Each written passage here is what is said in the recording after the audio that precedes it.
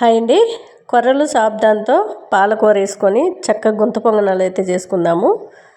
కొర్రలు శుభ్రంగా కడిగేసుకోవాలి. అట్లానే సాబ్దాను కడిగేసుకొని ఒక హాఫ్ ఇంచ్ వరకు వాటర్ పోసి నానబెట్టుకోవాలి. ఒక 5 గంటలు.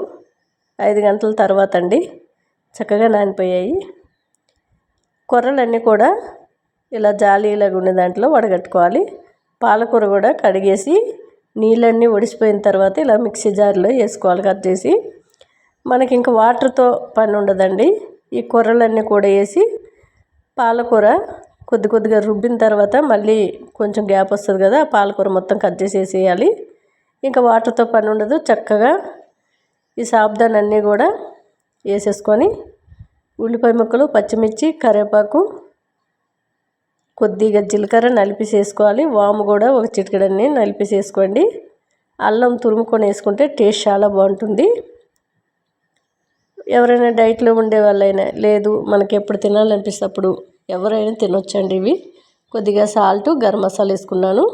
బాగా కలిపేసుకొని ఇలా వేసుకుంటే చప్పగా ఉంటాయి కాబట్టి మనం పెరుగు వేస్తే లూజ్ అయిపోద్ది కాబట్టి కొంచెం నిమ్మరసం అయితే యాడ్ చేసుకుందాం. కాసేపు అయినాక స్టవ్ పైన ఒక ఉల్లిగడ్డ కాలుస్తున్నాను. ఇది చట్నీ చేసుకోవడానికండి.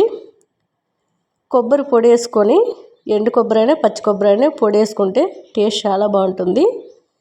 ఒక కాయ నిమ్మరసం అయితే వేసుకున్నాను పులుపు కోసం.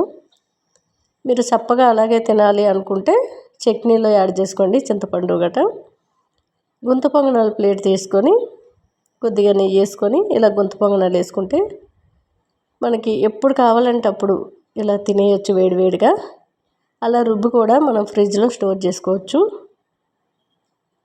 ఈ ఉల్లిగడ్డ పైన తోలంతా తీసి మిక్సీ జార్లో వేసుకోవాలి.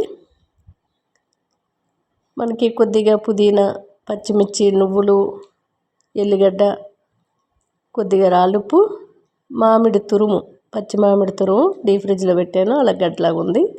మెత్తగా వాటర్ పోసి మిక్సీ పట్టుకుంటే చట్నీ చాలా టేస్ట్గా ఉంటుంది. చట్నీ ఇష్టం లేని వాళ్ళు ఒట్టిగా కూడా తినేయచ్చు. ఇవి చాలా బాగుంటాయండి.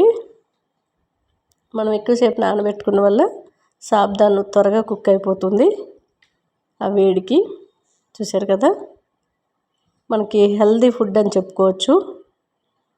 పాలకూర కానివ్వండి, పిల్లలు ఎప్పుడు ఆకుకూరలు తినరు కదా, ఇలా చేసి పెట్టండి, ఇష్టంగా తినేస్తారు. ఉల్లిపాయ ముక్కలు కానీ పచ్చిమిర్చి కానీ ఇష్టం లేనప్పుడు మీరు రుబ్బేటప్పుడు కూడా పచ్చిమిర్చి వేసుకోవచ్చు. ఉల్లిపాయలు ఇష్టం లేనప్పుడు స్కిప్ చేసేయచ్చు. టేస్ట్ అయితే చాలా బాగుంది. నచ్చితే ట్రై చేయండి.